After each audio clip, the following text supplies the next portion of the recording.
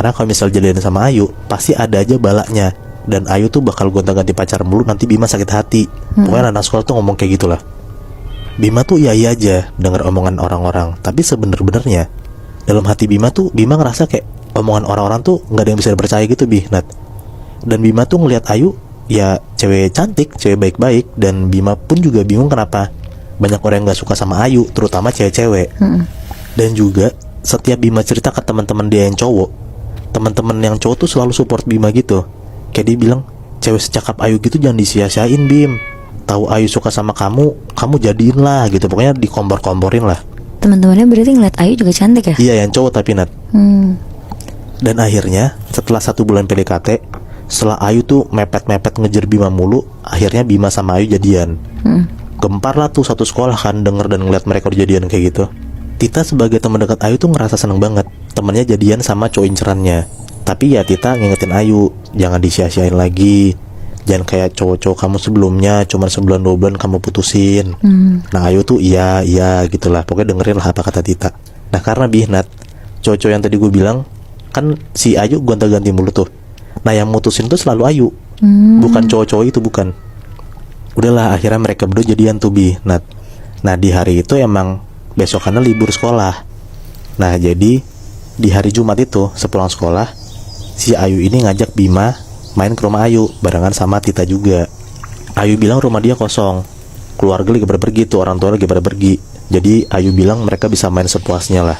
Udahlah sekitar jam 4 sore, mereka bertiga tuh Ayu, Bima sama Tita nyampe rumah Ayu. Mereka bertiga ngobrol-ngobrol tuh di balkon rumah Ayu sambil ketawa-tawa sambil main gitu. Terus si Tita ini refleks ngambil tangan Ayu sambil ngomong, "Yuk, aku dari dulu tuh suka ngeliatin cincin kamu, tahu Yuk, bagus banget, aku lihat dong." Sambil ngomong kayak gitu, si Tita ini nyopot cincin yang ada di jari Ayu. Di situ tuh Tita ngeliat di balik cincin Ayu ada kayak tulisan yang ngelingkerin cincinnya gitu, Nat. Dan si Tita ini ngerasa kayak bener-bener gak asing sama tulisan yang ada di cincin Ayu. Gak ada 3 detik cincin Ayu dilepas sama Tita, Ayu tuh langsung ngerebut lagi cincinnya dari Tita.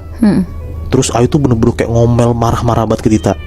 Ayu tuh sampai teriak-teriak ngomong gitu ke Tita kayak nggak sopan banget, lancang banget ngambil barang orang, segala macam marah-marah lah.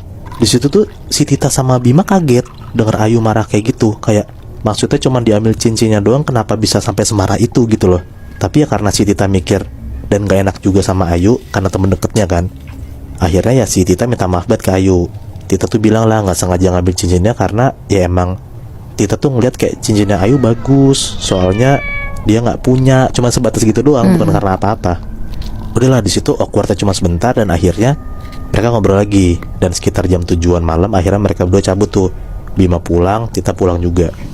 Pas Tita sampai rumah, Tita tuh bener-bener nggak bisa lepas pikiran dari apa yang dia lihat tadi, Nat. Dia tuh masih kebayang banget sama tulisan yang ada di cincinnya Ayu. Masalahnya apa? Si Tita itu ngelihat banget tulisan yang ada di cincin Ayu, ngelihat jelas gitu loh bacaannya, tapi nggak semua ya. Dan lo tau Nat, waktu 5 tahun lalu, beberapa hari sebelum orang tuanya Tita cerai, Tita tuh ngeliat di lemari orang tuanya ada foto bokapnya Tita tuh kebakar. Dan pas dilihat di balik fotonya, ternyata ada tulisan gitu, bahasa Jawa yang Tita pun juga nggak tahu artinya apa. Yang Tita tangkap itu adalah, itu tuh kayak mantra atau santet yang bikin bokapnya Tita tuh jadi suka banget dan nikahin nyokapnya Tita. Nah di malam itu bokapnya pulang tuh. Mereka berdua ngobrol lah, makan-makan sambil ngobrol, karena kan mereka cuma tinggal berdua doang kan, Tita sama bokapnya. Di sela-sela obrolan, Tita itu nanya ke bokapnya, "Pak, tulisan waktu itu di belakang foto bapak ada tulisan-tulisan Jawa yang kita temuin itu santet bukan ya Pak?" Bapaknya jawab, "Iya Tak, itu mantra-mantra yang ibumu kasih ke bapak biar bapak cinta sama ibu. Untung aja kita tahu ya kalau bapak disantet sama ibu, kalau enggak bapak pasti nggak sadar-sadar." Si Tita tuh cuman bengong doang tuh denger bokap yang ngomong kayak gitu. Lihat Tita kayak bengong gitu doang, ya bokapnya nanya, "Kenapa? Kok tiba-tiba Tita nanya kayak gitu?" Nah Tita jawab kayak, nggak apa Pak, kepikiran aja gitu. Udah tuh beres makan, Tita ke kamar lah. Tita tidur, bokapnya tidur. Jujur Tita tuh bener-bener gak bisa tidur sama sekali, Nat. Dia tuh shock banget sama kenyataan kalau dia tahu temen deketnya itu pakai mantra yang sama kayak ibunya nyantet bapaknya. Dan dia tuh bener-bener gak nyangka banget, padahal Tita tuh bener-bener temenan tulus banget sama Ayu, support Ayu, gak dengerin kata orang gitu. Tapi ya dia harus terima kenyataan kalau misalnya Ayu tuh malah begini gitu pakai mantra. Jadi tulisan yang ada di belakang foto bokapnya Tita dan yang ada di belakang cincinnya Ayu tuh tulisannya gini Nat. Sun mate ajiku segoro kidul, yo banyu yo ombak noleho siro, tolehno waku laningsun dak tepukange karo idepku, andulu mara badan selirahku. Terus belakangnya ada nama orang yang dituju itu. Tapi kira-kira si Ayu itu tuh kan masih kecil ya Moy. Iya. Dia dapetin itu dari mana ya? Gua ngerasa kayaknya emang dari keluarganya sih Nat. Karena menurut gue ya itu kan kalau yang benda-benda gitu kan turun temurun kan, cincin segala macem. Ya menurut gue ya ini ya, menurut gue kayaknya emang itu dari orang tuanya gitu, dari leluhur-leluhurnya kayaknya sih. Tapi gokil juga ya, terlepas itu dari keluarganya tuh bukan, si Ayu ini udah pakai mantra itu dari dia umur 15 tahun. Iya, dari SMA Bi udah make kayak gituan. Gila sih kalau dipikir-pikir, itu tahun 2000-an ya. Iya. Kalau misalkan sekarang memang Ayu beneran tetap pakai mantra itu, udah berapa banyak korban cowoknya gitu ya gak sih? Iya benar. Iya benar.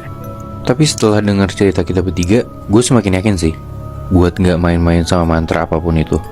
Tapi kalau lo, yakin gak dengan kegunaan sebuah mantra?